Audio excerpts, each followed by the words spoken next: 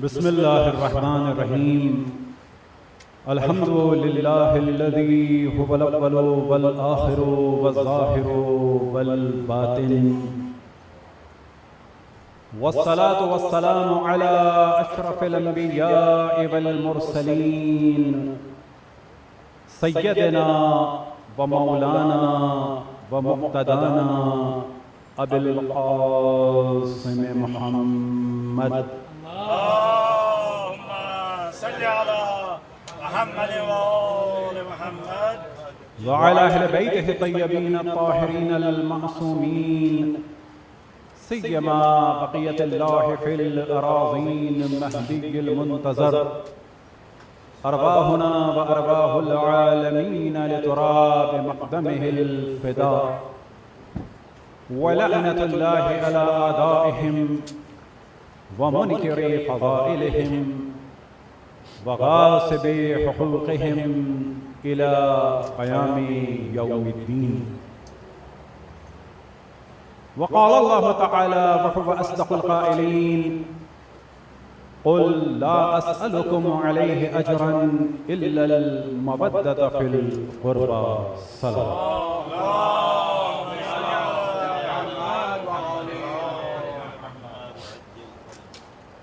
وقال رسول الله صلى الله عليه وآله وسلم: إني تارك فيكم الثقلين، كتاب الله وعترة أهل بيتي، ما إن تمسكتم بهما لن تضلوا أبدا حتى يرد علي الحوض.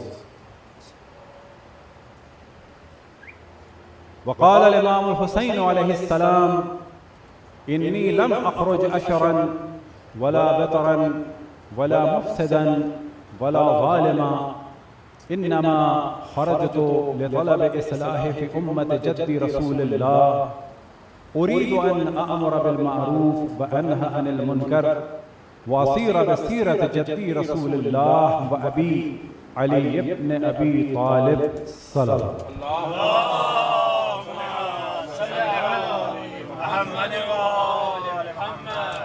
التماس سورہ فاتحہ کی تمام مومن و مومنات کے لیے، تمام علماء کرام، مراجع اعظام اور تمام شہداء ملت کے لیے، اور ہم سب کے آباء و اجداد اور اعزاء اور رشتہ داروں کے لیے، رحم اللہ من قرأ الفاتحہ. بسم اللہ الرحمن الرحیم. الحمد للہ رب العالمین الرحمن الرحیم مالک یوم الدین، ایاک نعبد و ایاک نستعین، اهدنا الصراط المستقیم، صراط الذين أنعمت عليهم غير المغضوب عليهم ولا الضالين.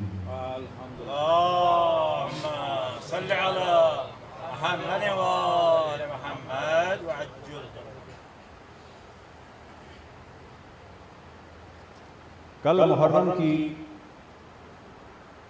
پہلی ہوگی،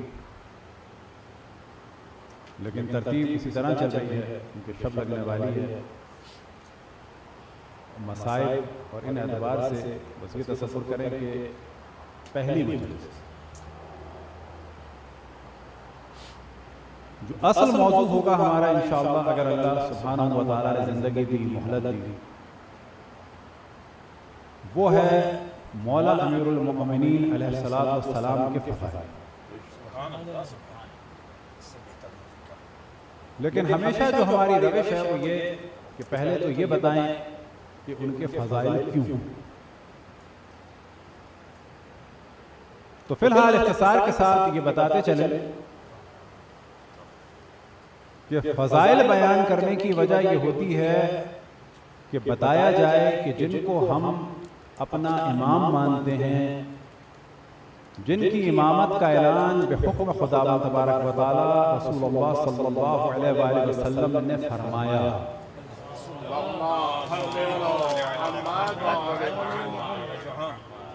تو یہ اہتمام بلا وجہ نہیں ہوا، کچھ وجوہات تھیں. پس جن کے دامن کو ہم نے تھاما ہے کچھ وجوہات کی بنیاد پر تھاما ہے، یعنی وہ اس قابل ہیں کہ ان کو مانا جائے. اور اگر کچھ کے دامن کو نہیں تھاما ہے، البتہ یہ بھی کہہ سکتے تھے کہ کسی کے دامن کو چھوڑا ہے، تو جس نے چھوڑا ہے اس نے بھی بڑا اچھا کام کیا، لیکن چھوڑتا وہ ہے جب کسی نے پکڑا ہو، تو اللہ کا شکر ہے ہم نے تو کبھی نہیں پکڑا تھا، لیکن اگر کسی نے پکڑا اور چھوڑ دیا تو وہ بھی بہت زیادہ قابل احترام ہے، بلکہ ایک اعتبار سے زیادہ قابل احترام ہے کہ دلائل کے ساتھ اس نے کسی کے دامن کو چھوڑا اور دلائل کے ساتھ کسی کے دامن کو پکڑا۔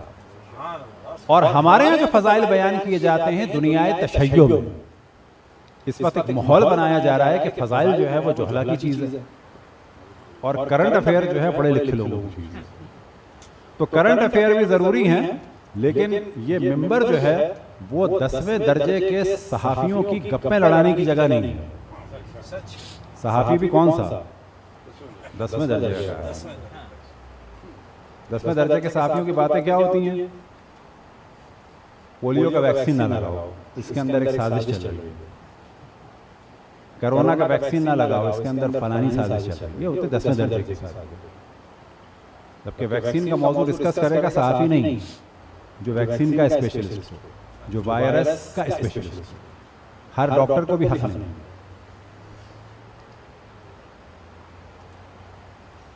تو تمام دنیا تشیع میں، انڈیا میں نہیں، یہ ہمارے ایک امپریشن دیا جاتا ہے جیسے کہ یہ فضائل فضائل جو ان کے حساب سے جیسے کہ معمولی چیز ہے،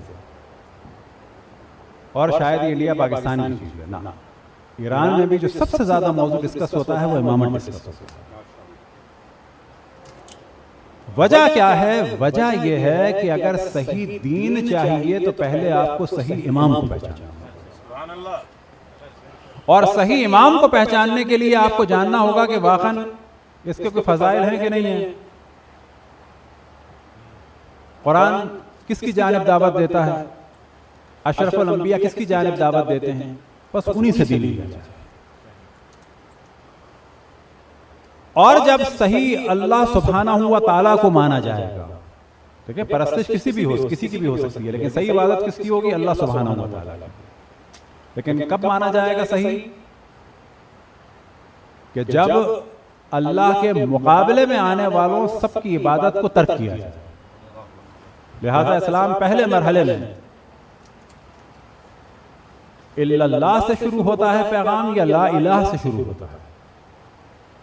پہلے مرحلے میں ہے لا الہ۔ تمام جھوٹے خداؤں کا آپ انکار کریں گے تو پھر آپ صحیح کی جانب جائیں گے۔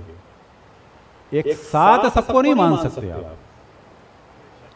یہی روش قرآن مجید میں اللہ سبحانہ و تعالیٰ کی ہے کہ انبیاء کے دامن کے تھامنے کا حکم دیا اور انبیاء کے مقابلے میں آنے والوں کی مذمت کی، اور بتایا کہ اہل حق یہ ہیں اور اہل باطل یہ ہیں۔ تو حق کو پہچاننے کے دو خاص طریقے ہیں، ایک یہ کہ حق کے فضائل بیان کیے جائیں، اور ایک طریقہ یہ کہ باطل کو پہچانوایا جائے تاکہ پتہ چلے کہ پھر حق یہ، اور پھر باطل کو پہچانوایا جائے تاکہ لوگ اس کو تو حق مان رہے ہیں،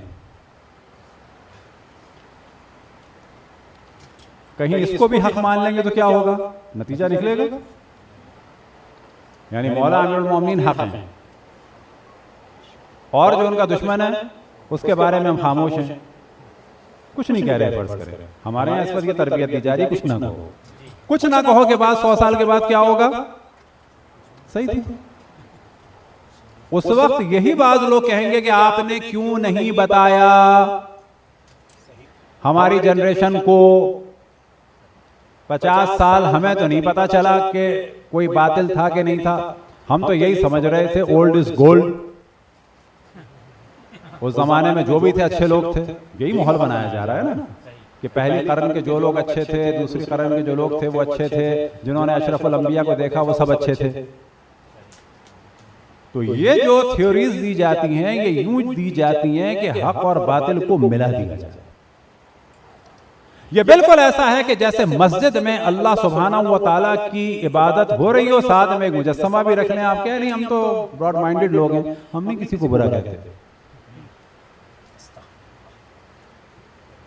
ہم براڈ مائنڈڈ لوگ ہیں، ہم برا نہیں کہتے کسی کو۔ اللہ کے فضائل کم ہے جو آپ بت کی بات کر رہے ہیں، یہ ہمارے ذہن میں ڈالا جاتا ہے۔ مولا علی کے فضائل کم ہے جو آپ دوسرے کی بات کر رہے ہیں۔ تو یہاں پہ کہا جائے گا اللہ کے فضائل کم ہے جو تم بتوں کی باتیں کر رہے ہو؟ نہیں، لوگوں کو حق بتائیں، باطل کو بتانے کی ضرورت نہیں ہے. تو آپ لوگوں کو صرف اللہ کا بتائیں، لا الہ الا اللہ کا کیوں بتاتے ہیں؟ اختیار دو مسجد میں بھی. کہا جائے گا نہیں، پہلے انکار ہوگا پھر اقرار ہوگا. انبیاء کا اعلان ہوگا، ساتھ میں شداد و نمرود و فرعون اور جتنے اہل باطل ہیں ان سب کا بھی ذکر ہوگا. اشرف الانبیاء کا ذکر ہوگا تعریف کے ساتھ، تو مقابلے میں آنے والے منافقین و کفار و ابو لہب جیسوں کے لیے پورا سورہ نازل ہو جائے گا. منافقین کے لیے پورا سورہ نازل ہو جائے گا. تو یہ ایک پالیسی کے تحت کام ہو رہا ہے، یاد رکھیں. اور جب پالیسی کے تحت کام ہو تو اس کا جواب بھی پالیسی کے تحت ہوتا ہے، بتانا پڑتا ہے کیا ہے. لہٰذا جو ہمارے ماحول بنایا جا رہا ہے کہ دشمن کا ذکر نہ ہو، تو اس کا جو کم ترین نتیجہ نکلے گا وہ یہ نکلے گا کہ ہمارے بعض بچے یہ کہیں گے کہ ہم نے تو آج تک مثلاً 5 یا 14 ہستیوں کی تعریف سنی، بس جیسے حضرت سلمان اور حضرت ابوذر اور جناب حضرت مقداد بھی قابل تعریف تھے، باقی بھی لوگ کم سے کم ویسے تو تھے،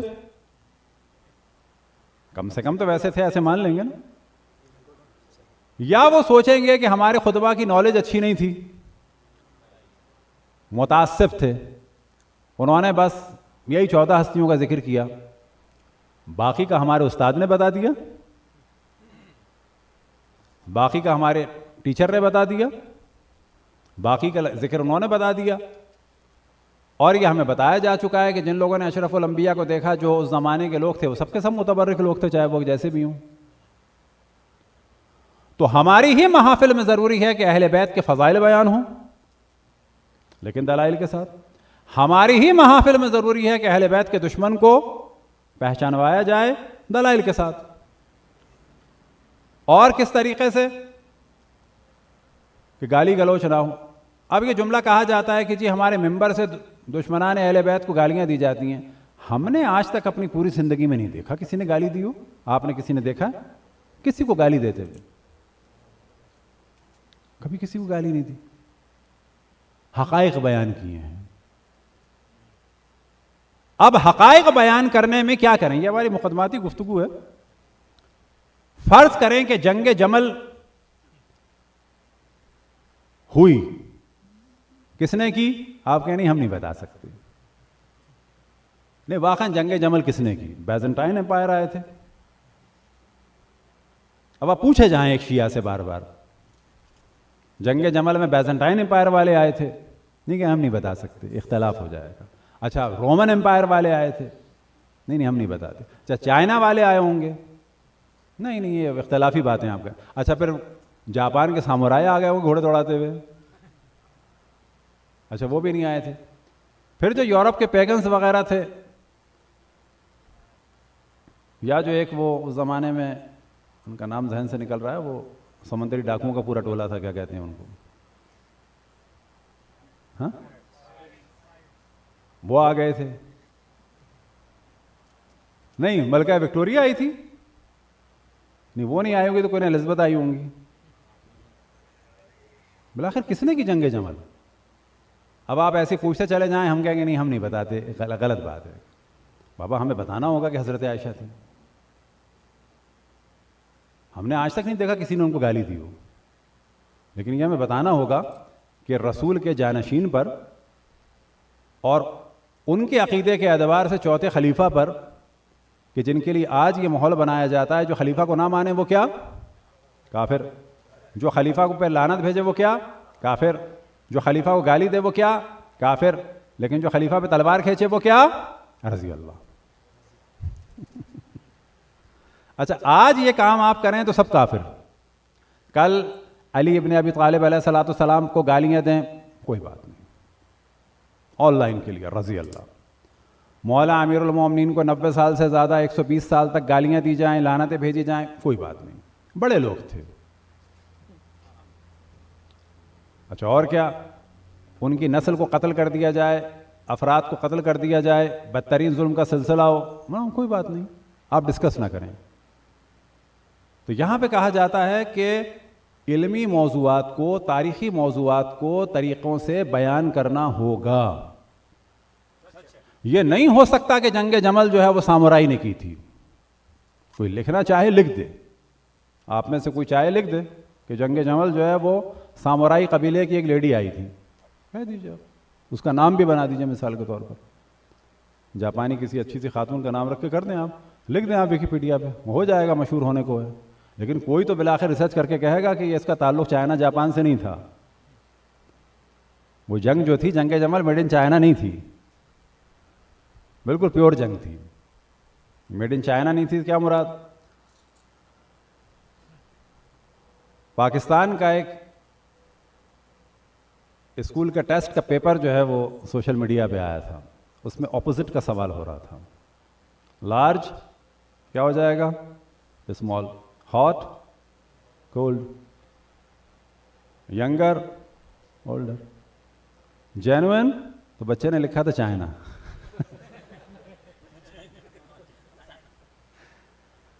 تو یہ جو جنگ ہوئی تھی یہ چائنا والی تھی نا, اوریجنل تھی. خالصتاً مدنی افراد تھے, خالصتاً مکی افراد تھے, خالص بالکل جینوئن جنگ تھی. تو واقع کربلا کو اگر کوئی سمجھنا چاہے تو جب تک اشرف الانبیاء کی زندگی کے بعض حالات اور اشرف الانبیاء کی زندگی کے بعد کے حالات, جناب سیدہ کی شہادت, مولا امیر المؤمنین کے مصائب, امام حسن کے مصائب, اور ان کے علاوہ باقی اصحاب کے مصائب کہ جو ہمارے یہاں عام طور پر لوگ آشنا نہیں ہیں اور چھپائے جاتا ہے ان کو, اور پھر کیا کیا قتل عام ہوا واقع کربلا سے پہلے, اس کی بات نہیں ہو رہی. جب تک وہ کلیئر نہیں ہوں گے کربلا کا واقعہ سمجھ میں نہیں آ سکتا. کوشش یہ کی جاتی ہے کہ یہ سب کچھ اچانک یزید نے کر دیا جو فاسق اور فاجر اور زانی اور شرابی تھا. اچانک ہو گیا, اچانک ہو گیا, اچانک نہیں ہوا. یہ نتیجہ ہے. کب ہوا واقع کربلا؟ سمجھے 60, اس کے 10 دن کے بعد, وہ نہیں پورے 50 سال کے بعد. کہنے میں 51 ہو جاتے ہیں, لیکن اگر اشرف الانبیاء کے بعد دیکھیں 50 سال کے بعد, تقریباً 50 سال کے بعد یہ نوبت آ گئی کہ رسول کی نواسیوں کو قید کر کے باندھ کے بے مخنا و چادر جو ہے وہ کربلا سے کوفہ اور کوفہ سے شام لے جا کر یزید کے دربار میں کھڑا کیا جاتا ہے ہاتھ باندھ کے, اور رسول کے نواسے کو سامنے رکھا جاتا ہے تشت میں, اور اس کے بعد عصا ماری جاتی ہے. یہ 50 سال کے بعد اچانک نہیں ہوا, یہ اچانک نہیں ہوا. یہ سب کچھ ہوا ہے اسٹیپ بائی اسٹیپ. جس کی مثال میں ہمیشہ دیتا ہوں کہ جب اینگل بنتا ہے, کوئی بھی زاویہ بنے, you all understand Urdu what I am saying or I have to translate it sometime. ہاں, جب کوئی اینگل بنتا ہے, چاہے وہ 2 کا ہو چاہے وہ 180 کا ہو یا 90 کا ہو, جب وہ ڈیوائڈ ہوتا ہے تو اس وقت نہیں نظر آتا. فرض کر لیں کہ جی یہ تھوڑا سا ہو 5 کا 3 کا بس, تو جب یہ ڈیوائڈ ہوگا نا, بالکل ایک پینسل کی نوک پہ آپ رکھیں, تو پوائنٹ جب ڈیوائڈ ہوگا تو وہ ملی میٹر کے بھی لاکھوں حصے سے ڈیوائڈ ہوگا جو نظر نہیں آئے گا. لیکن جب یہ لائن, ابھی آپ دیکھیں یہ اتنی سی لائن ہے, یہ 3 انچ کی, جب یہاں سے ڈیوائڈ ہوگا نظر نہیں آئے گا. لیکن یہ جب اتنا 3 انچ کا ہی ہو گیا تو کتنا فرق ہو گیا, مثلا 5 ملی میٹر, 10 ملی میٹر. جب یہ 1 کروڑ لائن مائل کی ہوگی, جب یہ لائن 1 کروڑ مائل کی ہوگی تو آپ جانتے ہیں کتنا فاصلہ ہو جائے گا, کروڑوں مائل کا فاصلہ ہو جائے گا. یہ جو اشرف الانبیاء اور اہل بیت کے مقابلے میں لوگ کھڑے ہوئے تھے, اس کا نتیجہ 50 سال کے بعد یہ نظر آیا کہ رسول کے نواسے کے سر کو تن سے جدا کر کے جسم پر گھوڑے دوڑائے گئے اور رسول کی نواسیوں کو اسیر کیا گیا. اور اس کا جو دار و مدار تھا وہ تھا اشرف الانبیاء کی زندگی میں بعض افراد ہی نے ان کے قول کو ہجر اور ہذیان اور بکواس کہہ دیا تھا. ہم عام طور پہ کہہ دیتے ہیں کہ حجر کے کیا معنی ہے؟ ہذیان یعنی پاگل پن کی بات ہے، معاذ اللہ، بکواس، کہ جس کا ترجمہ بعض خود ہی صحیح بخاری کے مؤلفین نے کیا ہے برانہ۔ برانہ اردو میں اپنے پروفیسر کو آپ کہیں گے؟ کہہ سکتے ہیں؟ اپنے باپ کو کہہ سکتے ہیں برانہ؟ لیکن یہ نسبت دی گئی اشرف الانبیاء کو۔ جب تک یہ چیز کلیئر نہیں ہوگی نہیں سمجھ میں آئے گا کہ جناب زینب کے ہاتھ کیوں بندھے، نہیں سمجھ میں آئے گا امام حسین کے جسم پہ گھوڑے کیوں دوڑائے گئے، جب تک پیچھے کے 50 سال کا نہیں پتہ چلے گا۔ اکنامکلی بھی ہم دیکھتے ہیں کہ اگر کہیں ملک کے حالات خراب ہوتے ہیں تو کہ ایک دن میں ہوتے ہیں۔ ملک میں جو کچھ ہوتا ہے، پاکستان میں جو کچھ ہوا ہے وہ ایک دن میں ہوا ہے، یعنی محض اس وجہ سے کہ دنیا میں پیٹرول کی قیمت بڑھ گئی تو پاکستان میں اچانک کام خراب ہو گیا، یا پاکستان میں جو کچھ ہوا ہے وہ بارشیں ہو گئیں تو اچانک کام خراب ہو گیا۔ نہ، یہ پورے 70 سال کی خیانتوں کا نتیجہ ہے جو آج نظر آ رہا ہے۔ بس کربلا میں جو کچھ ہو رہا ہے یہ پچھلے 50 سال کی جو خیانت رسول آل رسول کے ساتھ تھی اس کا نتیجہ تھا۔ صلوات پڑھیں بر محمد والے محمد۔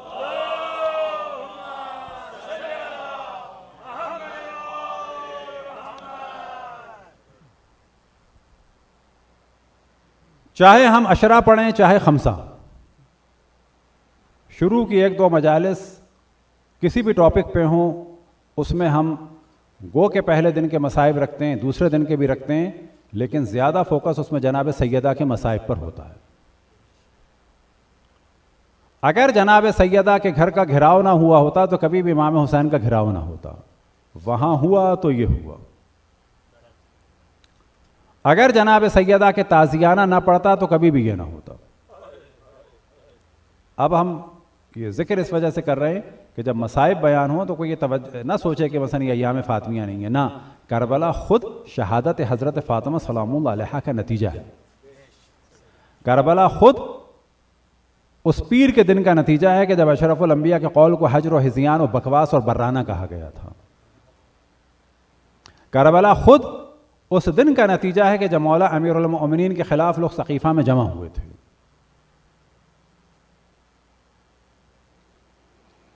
تو شروع میں جو ہماری بحث رہے گی، ممکن ہے 2 دن رہے، 3 دن رہے، تو اس کا اصل جو ہوگا گفتگو کا سلسلہ جو ہم ہمیشہ کرتے ہیں کہ امام حسین کی شہادت بالآخر ہوئی کیوں؟ ایک دوسرا موضوع یہ کہ شہادت امام حسین کے لیے ہم کہتے ہیں کہ اس سے اسلام بچ گیا، تو وہ بچا کیسے؟ اصل گفتگو یہ ہے۔ بعد میں جو ہے وہ مولا امیر المؤمنین اور بالآخر دیگر بعض موضوعات بھی ہوتے رہیں گے۔ اب اگر اس دوران کوئی خاص واقعہ پیش آیا، کوئی خاص چیز ہوئی، تو اس کو الگ ہم ڈسکس کرتے ہیں۔ کیوں کہ مجالس امام حسین کا اصل ہدف ہے کہ لوگوں کو اویئرنیس دینا۔ ایسا نہیں ہو سکتا کوئی چیز ہو تو اس کو ہم گزر جائیں گے، نہ یہ تو ہے، ممکن ہے وہ سیاسی ہو، ممکن ہے اقتصادی ہو، جس کا تعلق ڈائریکٹ یا انڈائریکٹ وے میں بالآخر اسلام سے یا تشیع سے ہو۔ اسلام الگ نہیں ہے، تشیع الگ نہیں ہے، یعنی اسلام میں تشیع سے۔ تشیع در حقیقت جو ہے وہ نتیجہ ہے قرآن و اہل بیت کی تعلیمات کا۔ اسلام واقعی در حقیقت تشیع ہے۔ ہم لوگوں سے الگ نہیں ہوئے ہیں، یاد رکھیں، یہ جو ذہن میں آتا ہے ہم الگ ہو گئے، نہ، ہم نے فرقے نہیں بنائے ہیں۔ فرقہ انہوں نے بنایا ہے جنہوں نے اشرف الانبیاء کو حجر و ہذیان و بکواس کی نسبت دی۔ فرقہ انہوں نے بنایا ہے کہ جو اشرف الانبیاء کے حکم کی مخالفت کرتے ہوئے علی سے الگ ہوئے۔ ہم مولا امیر المومنین کی امامت پہ رہیں، فرقہ ہم نے نہیں بنایا، فرقہ انہوں نے بنایا ہے جو علی سے الگ ہوئے ہیں۔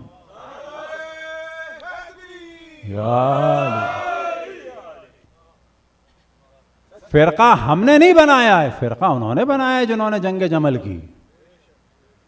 ہمارا تو یہ جرم تھا کہ ہم اشرف الانبیاء کے حکم کے مطابق علی ابن ابی طالب کے دامن سے وابستہ رہے۔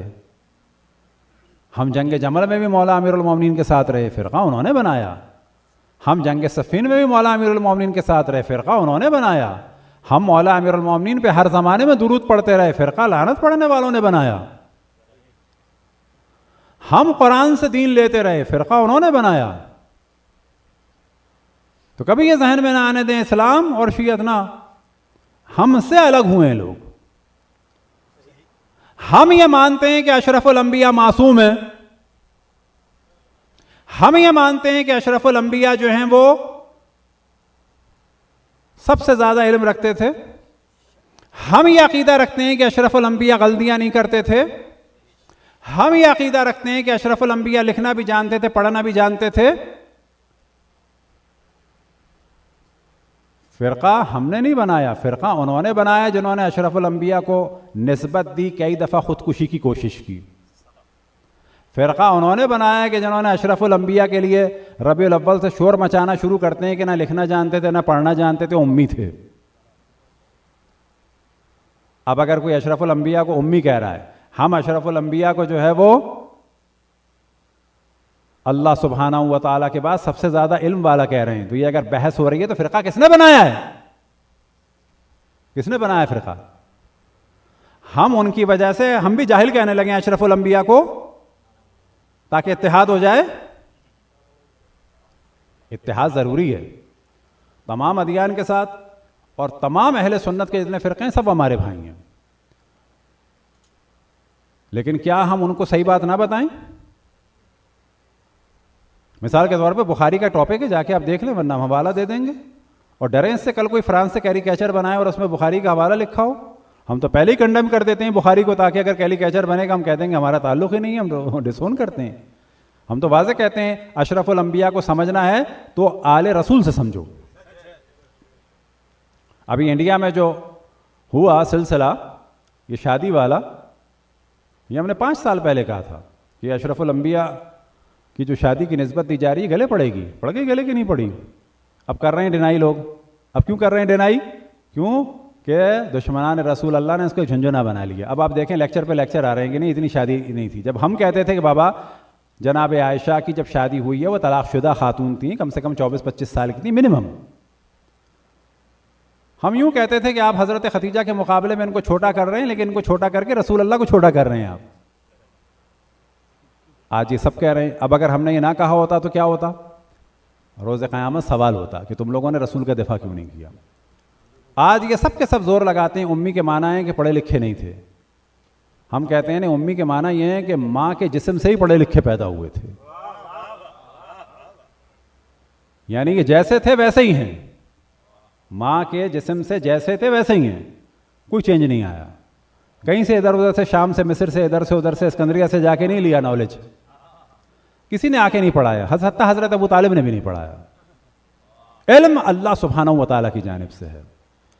اب ہم یہ کہیں کہ جی ہم اگر علم رسول اللہ صلی اللہ علیہ وآلہ وسلم کی بات کریں گے تو ہمارے بہت سارے بھائی ناراض ہو جائیں گے, تو اب ان کو خوش کریں یا اشرف الانبیاء کو بچائیں؟ کیا کریں بالآخر؟ بخاری کے اہم ترین موضوعات میں سے کہ جب وہی رکی معاذ اللہ تو آپ نے پہاڑ پہ سے جا کے خودکشی کی کوشش کی. ایک جگہ نہیں, مرارن, بہت ساری جگہ معاذ اللہ. اب اگر کل کو فرانس والے یا دنیا والے کوئی ایشو بنا دیں کہ تمہارے نبی نے معاذ اللہ خودکشی کی کوشش کی, حوالہ دے دیں بخاری کا, ہاں, تو پھر ہم کہیں کہ نہیں اب ہمارے بھائی ناراض ہو رہے ہیں, بخاری کی توہین ہو رہی ہے. تو ہم کہیں نہیں, وہ بالکل صحیح ہے, بخاری میں بالکل صحیح لکھا ہے. اچھا بخاری میں بالکل صحیح لکھا ہے تو رسول اللہ یہ کام چاہ رہے تھے. اب اگر ہم رسول کو بچانا چاہیں گے تو لا محالہ ہمیں بحث کرنی ہوگی. یہاں پر یہ سوچنا ہوگا کہ اختلاف نہیں ہو رہا, اختلاف ہو رہا ہے چند افراد سے. یہ اختلاف بہتر ہے یا رسول کی عظمت کو بچانا بہتر ہے؟ یہ والا موضوع اگر سمجھ میں آ جائے تو پتہ چلے گا کہ اہل بیت کا ہدف تھا رسول کی عصمت کا اعلان, اور نہ فقط رسول کی عصمت کا اعلان, حضرت آدم سے لے کے حضرت خاتم تک کی عصمت کا اعلان. کہ جو ہمارے یہاں بھی کوشش کی جا رہی ہے کہ حضرت آدم کی عصمت کو چھیڑ کے دیکھو کہیں جواب آتا ہے کہ نہیں آتا, تاکہ پھر اسٹیپ بائی اسٹیپ نیچے جائیں. اگر ہمیں نظر آئے گرین سگنل تو ہم کہیں گے چلو نہیں, حضرت آدم تو نہیں تھے, رسول اللہ بھی نہیں تھے, رسول اللہ نہیں تھے تو معاذ اللہ پھر مولا علی بھی نہیں تھے. پھر وہی والی کوشش کی جائے جو بعض مذاہب اسلامی کرتے ہیں کہ نہیں وہ معصوم تھے فقط قرآن پہنچانے کی حد تک. ہم کہتے ہیں کہ وہ معصوم تھے ہر چیز میں. واضح فرق ہے. کون سا نظریہ زیادہ ہے اشرف الانبیاء کی سپورٹ میں؟ ہمارا والا. تو تمام ادیان کا احترام ہے, تمام مذاہب کا احترام ہے, لیکن اشرف الانبیاء کی عزت کو پامال کر کے نہیں ہو سکتا. یہ اتحاد 100% ہونا چاہیے, لیکن صحیح نظریات کہ جو اہل بیت علیہم الصلوۃ والسلام سے بیان ہوئے. بس ہمارے ہاں جو موضوع ہے وہ یہ ہے کہ اشرف الانبیاء کی عصمت کو دنیا تک پہنچانا ہے. اب آپ کو تعجب ہوگا, دوسری جگہ کوشش کی جاتی ہے کہ جہاں بھی کوئی آدمی گڑبڑ کر دے تو فوراً کہا جائے کہ یہ تو رسول اللہ بھی کر چکے تھے. فرق ہے, سمجھے آپ؟ تاکہ اس آدمی کو بچانے کے لیے رسول اللہ کو نیچے لے آئے ہیں.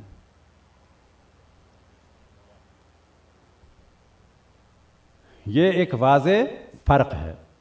اب اگر یہ گفتگو کی جائے کسی بھی فرقے کے سامنے تو کہیں گے بابا ان کی بات زیادہ لاجیکلی ہے شیعوں کی کہ رسول اللہ کو بچایا جائے, ڈیفینڈ کیا جائے, یا دوسروں کو بچانے کے لیے رسول اللہ کو خراب کر دیا جائے, کون سا بہتر ہے؟ اب ہمیں ائمہ کو بچانے کے لیے رسول اللہ کو معاذ اللہ نیچے لانے کی ضرورت نہیں پڑتی. کیوں کہ ائمہ علیہم الصلوۃ والسلام بھی معصوم ہیں اور اشرف الانبیاء کی جان اور خون اور گوشت ہیں. صلوات پڑھیں بر محمد و آل محمد.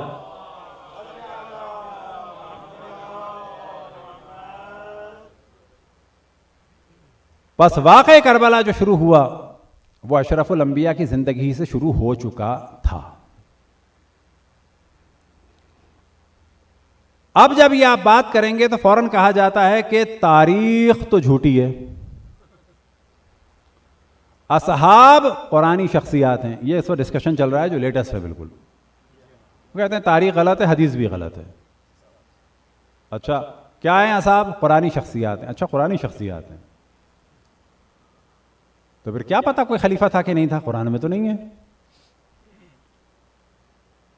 کیا پتا کون پہلا ہے کون دوسرا ہے؟ نہیں, وہ تاریخ میں ہے واضح. اچھا کہاں تاریخ میں؟ تاریخ تو غلط ہے. یعنی جب جھوٹی فضیلت بیان کرنی ہو تو تاریخ صحیح ہے, جب جرائم نظر آ رہے ہوں تو تاریخ غلط ہے. اچھا قرآن میں سورہ ابو لہب ہے, وہ کس کے لیے؟ نہیں, وہ رسول اللہ کا چچا تھا. کس نے بتایا؟ لکھا ہے قرآن میں کیا؟ نو, قرآن میں تو سورہ لہب لکھا ہے.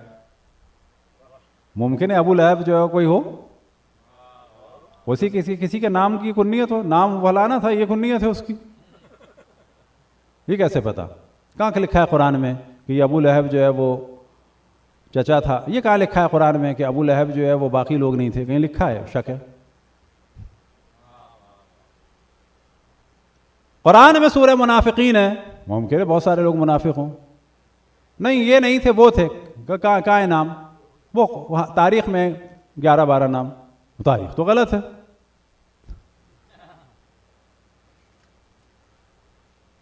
تو قرآن کو بھی دیکھنا ہے, احادیث کو بھی دیکھنا ہے, تاریخ کو بھی دیکھنا ہے.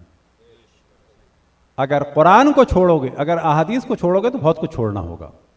تو کل انشاءاللہ تھوڑی سی گفتگو اس پہ کر کے, لیکن اس وقت ہم توجہ دلائیں کہ جو اصل موضوع تھا اور وہ ذہنوں کو تیار کرنا تھا, اور صرف ان لوگوں کے ذہنوں کو تیار نہیں کرنا کہ جو اس وقت آئے ہیں اور بعد میں نہیں آئیں گے. ممکن ہے کل بھی تھوڑا سا بتانا ہو. اب جب کل تھوڑا سا بتانا ہو تو بعض کہیں کہ یہ والی بات ہو چکی ہے, 5 منٹ ضائع ہو گئے. نہیں, آپ کو ریویژن ہو گیا اور باقی آنے والوں کو بھی پتہ چل جائے کہ واقعہ کربلا جو ہے اچانک کوئی واقعہ نہیں ہے. واقعہ کربلا کے سارے لنک جو ہیں وہ ملتے ہیں پہلے.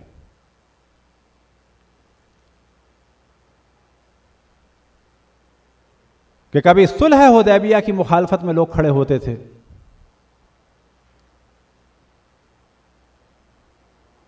اور جب ذکر ہوتا ہے منافقین کا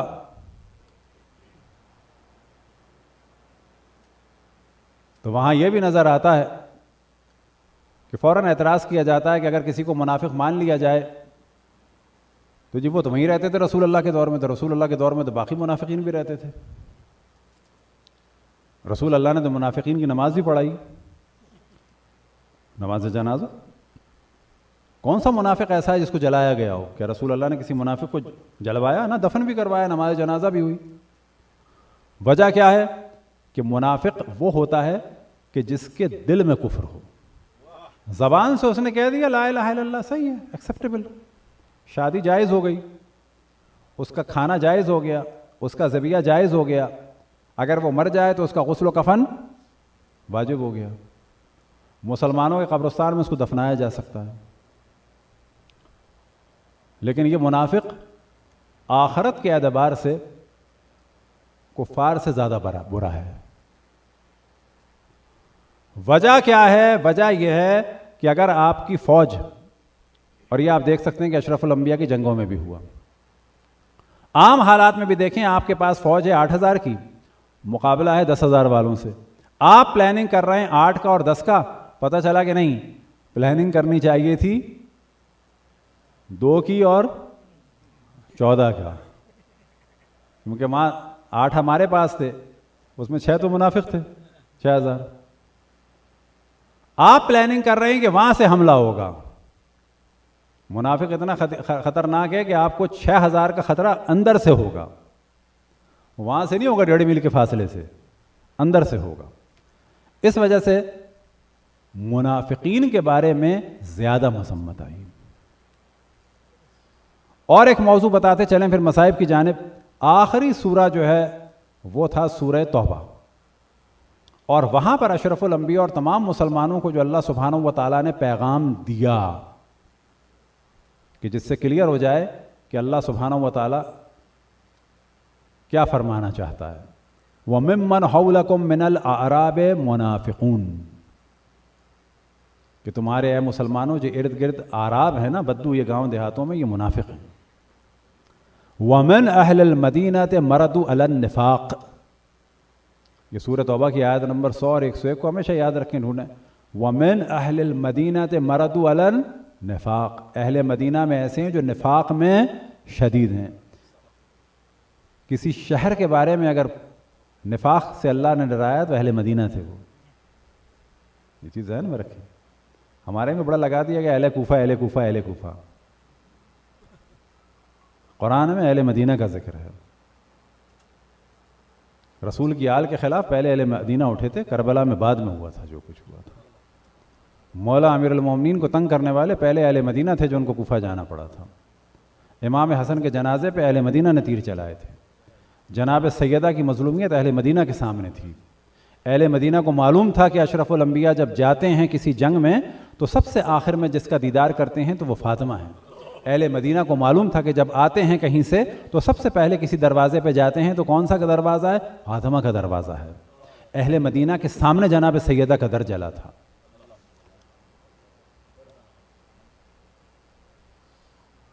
اور انہی کے بارے میں اللہ سبحانہ و تعالیٰ نے فرمایا وَمِنْ أَهْلِ الْمَدِينَةِ مَرَدُوا عَلَى النِّفَاقِ، اہل مدینہ میں ایسے ہیں جو نفاق میں شدید ہیں، پکے منافق۔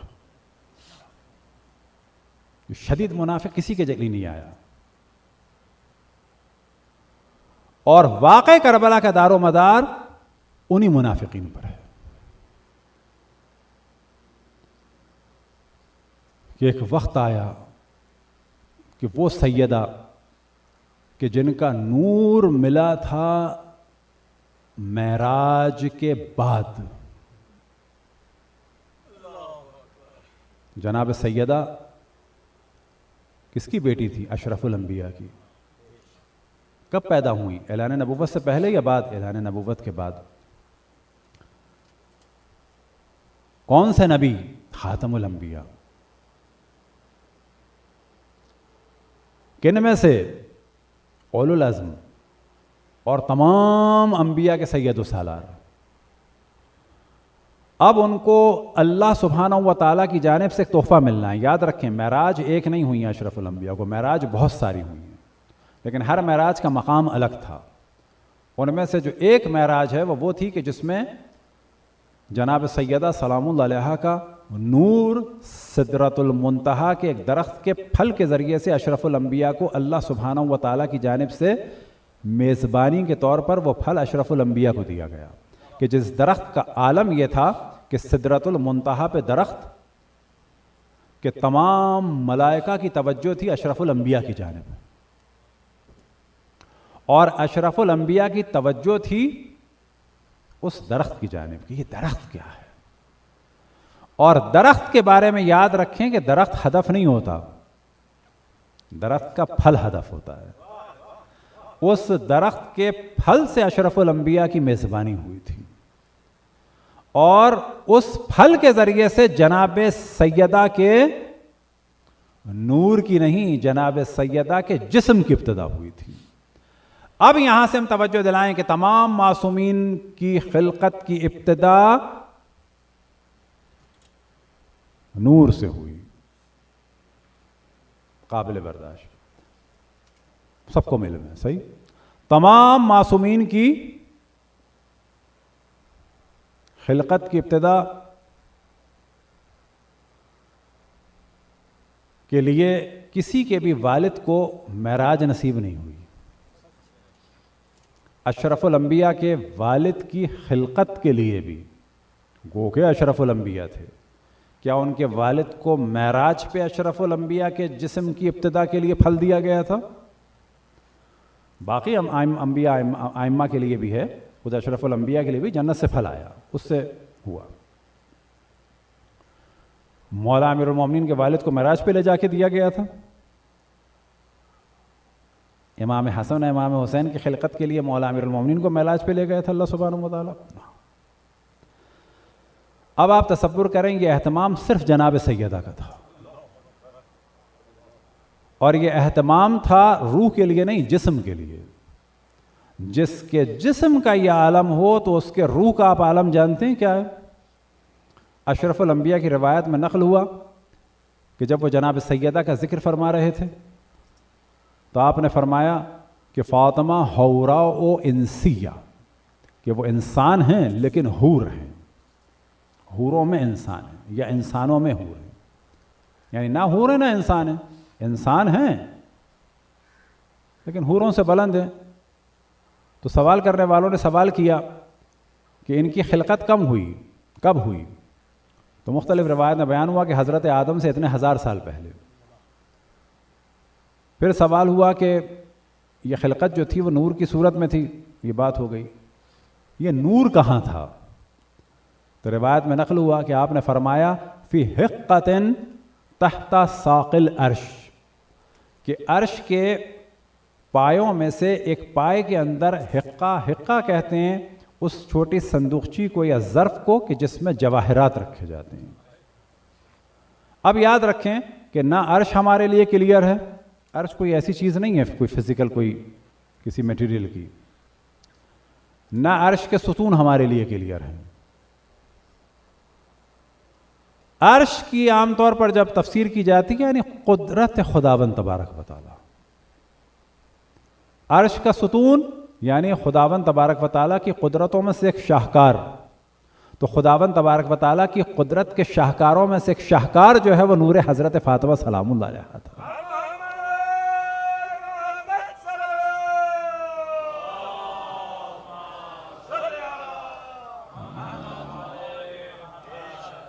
اور پھر سوال کیا گیا کہ اس وقت اس نور کی کوئی غذا تھی؟ تو آپ نے فرمایا ہاں، یعنی جناب سیدہ عرش کے پائے میں ایک حقے میں ہیں، لیکن آیا اس نور کی کوئی غذا ہے اس وقت؟ تو آپ نے فرمایا ہاں، وہ غذا آپ جانتے ہیں کیا تھی؟ تو روایتوں میں آیا التقدیس والتکبیر والتحمید والتحلیل، کہ اگر اس کو کہا جائے کہ اس وقت جناب سیدہ کا ورد تھا تو کیا تھا؟ سبحان اللہ والحمد للہ ولا الہ الا اللہ واللہ اکبر، یعنی وہ ضروری نہیں اسی ترتیب سے، روایات میں الگ الگ آیا ہے کہ جناب سیدہ اس وقت اللہ اکبر کا ورد فرماتی تھیں، الحمدللہ کا ورد فرماتی تھیں، سبحان اللہ کا ورد فرماتی تھیں، اور لا الہ الا اللہ کا اس عالم انوار میں۔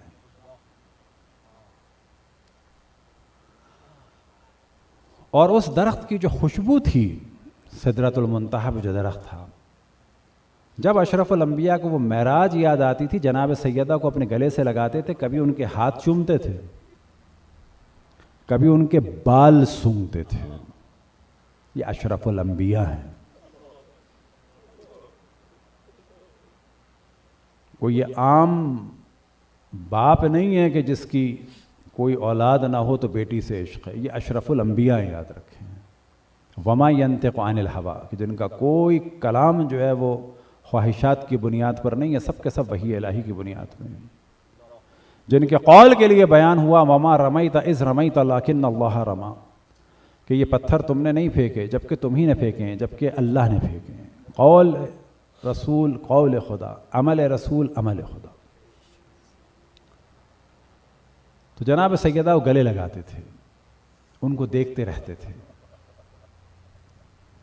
ایک جانب معراج، کہ اس کی ساری تفصیل کو ذہن میں رکھیں، دوسری جانب یہ جب ہدیہ اللہ سبحانہ و تعالیٰ نے دیا تو سورہ کوثر نازل ہوئی، اِنَّا أَعْطَيْنَاكَ الْكَوْثَرَ، اشرف الانبیاء کو، کہ جو تمام عالمین کے لیے رحمت للعالمین ہیں، ان کو جب یہ تحفہ ملا تو اللہ سبحانہ و تعالیٰ کی جانب سے کس کو؟ عام باپ نہیں ہے، یاد رکھیں، بار بار توجہ دلائیں، اشرف الانبیاء اور رحمت للعالمین سے خطاب ہو رہا ہے کہ ہم نے تمہیں خیر کثیر دیا ہے۔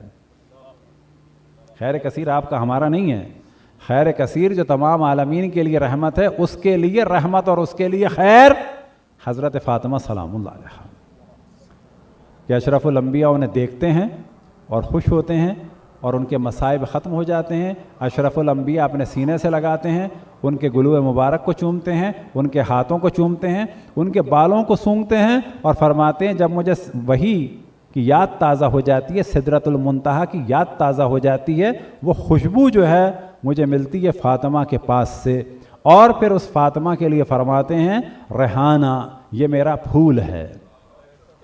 لیکن بعد اشرف الانبیاء اس پھول کو دیوار اور دروازے میں مسل دیا گیا۔